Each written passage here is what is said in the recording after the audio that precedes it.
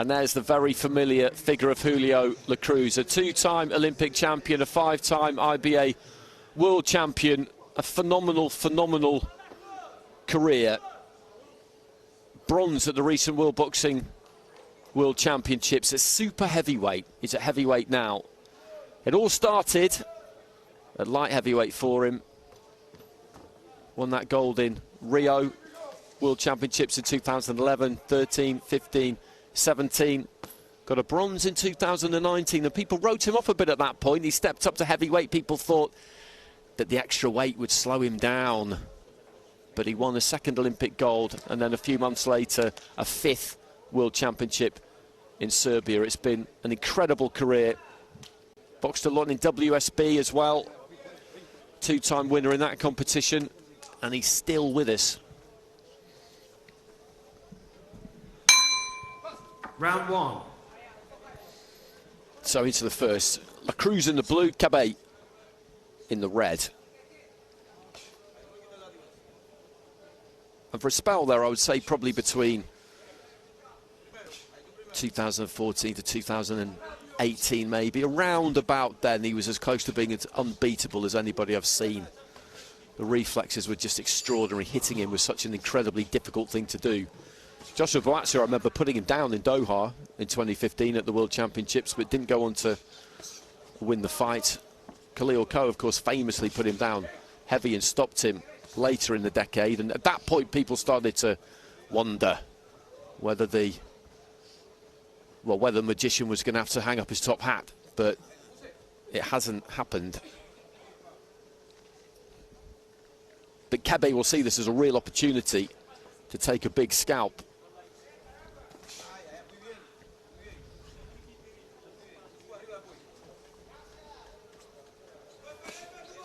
Just flicking that left hand up from the waist. Little dab to the body.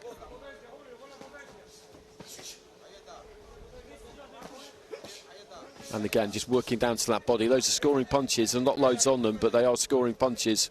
Hands down, right in front of you, just bobbing that head, tempting you in, daring you. He's been doing that forever. KEBE just turning southpaw. Left hand into the body from him, and that's a good tactic. There was nothing wrong with that.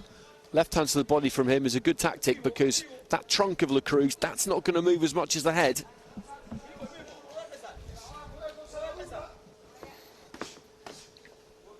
And again, left to the body from KEBE into the final minutes of round one.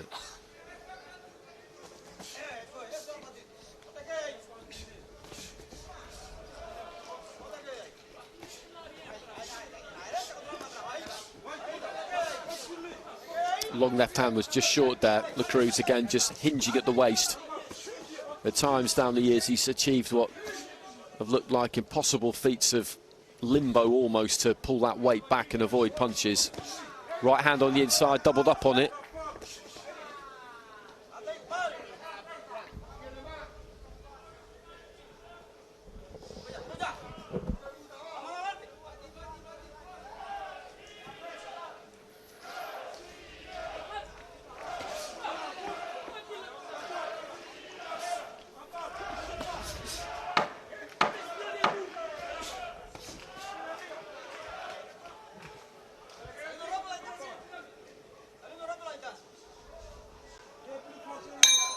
And there goes the bell at the end of round one.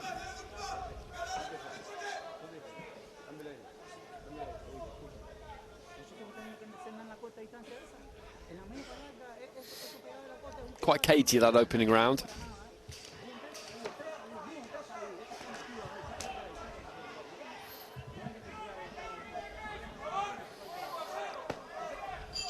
With those little dabs to the body, it was Cruz who, I would say, outlanded his opponent in that first round. Fighting him is such a mental challenge, I'd imagine, because I think people go in there and the clean sweep of 10-9s for him, particularly now when they would want to be aggressive, because they know he's getting on in age a bit. He's had so many fights.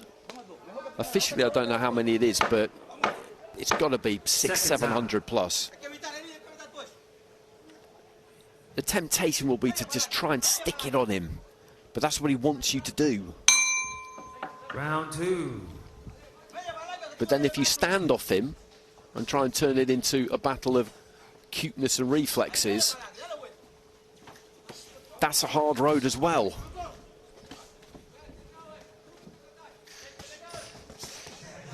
More than ever with somebody like him, you just have to lock onto the task in hand and just try and fight the person in front of you and deal with whatever it is that they're doing. You cannot allow yourself to be influenced by the reputation or by what you think is going to happen.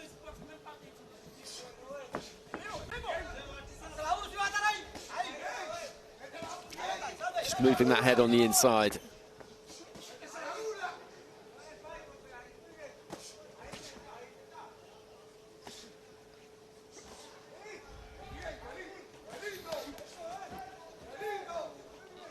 And he's just beginning to enjoy himself in there, I think. Popping that left hand up, followed by the right. And walks in for a little waltz.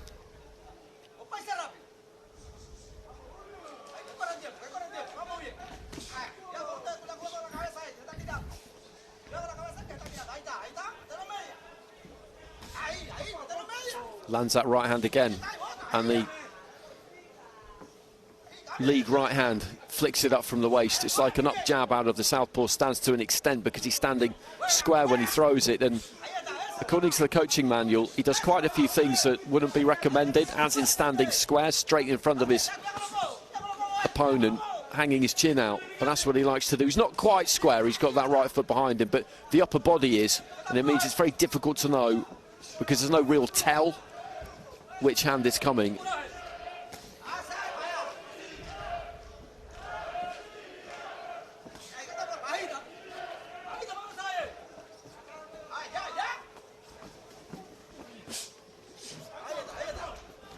And those reflexes are still there. The sharpness of movement might not be quite the same, but it's still quick enough.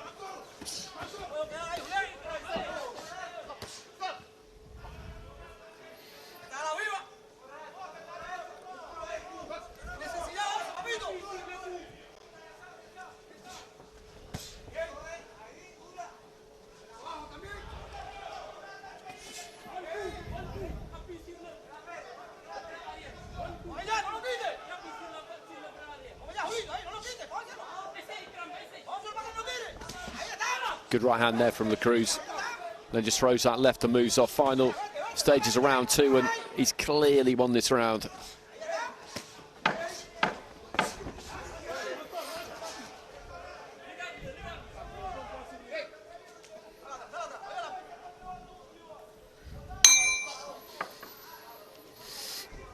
So 2 rounds down.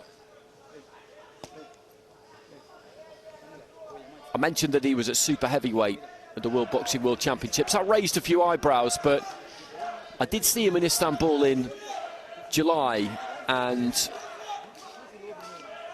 he was pretty big, so it didn't surprise me overly that by the time September came around, it had to be super heavyweight.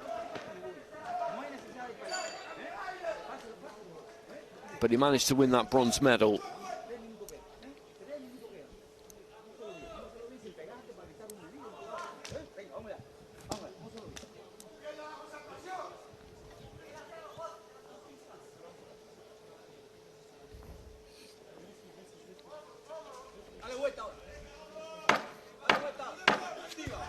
Seconds out.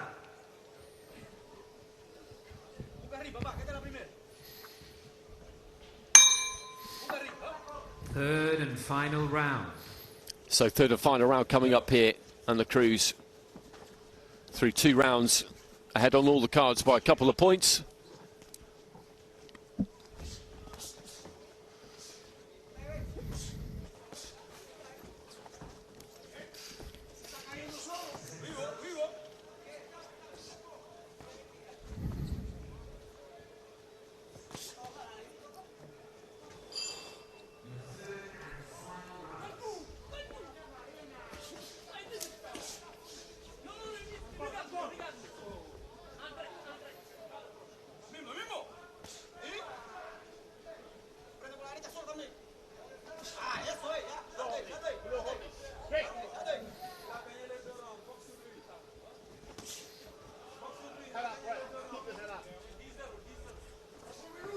And just short with the jab there, KEBE. He's not really managed to get to grips with CRUZ.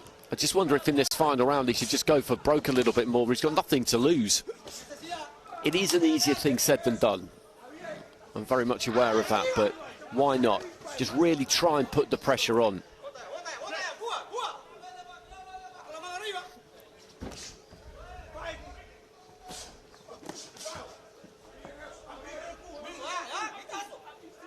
Midway through the round. And after this, we head up into the super heavyweights.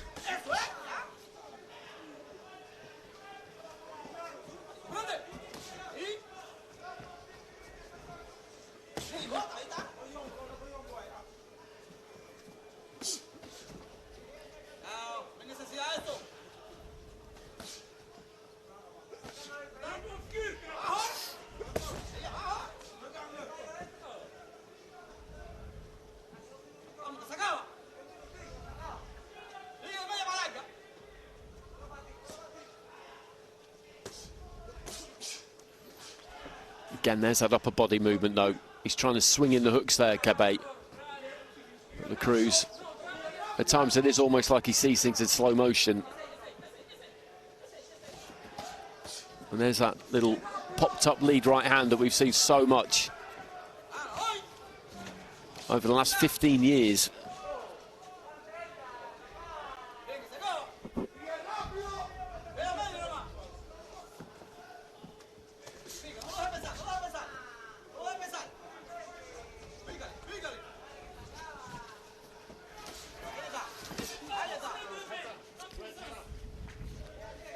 Closing stages.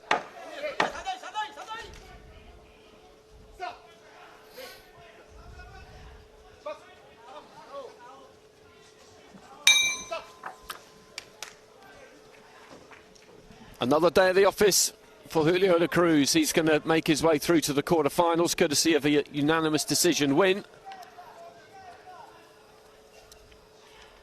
And he did to KEBE what he's been doing to so many fighters for so many years. Just leaving them punching thin air. There is still life in him yet. We saw that earlier this year. He can't go on forever. But that ring IQ, that experience, that ability just to pick little gaps it's still there, and it's still going to be there for a while yet.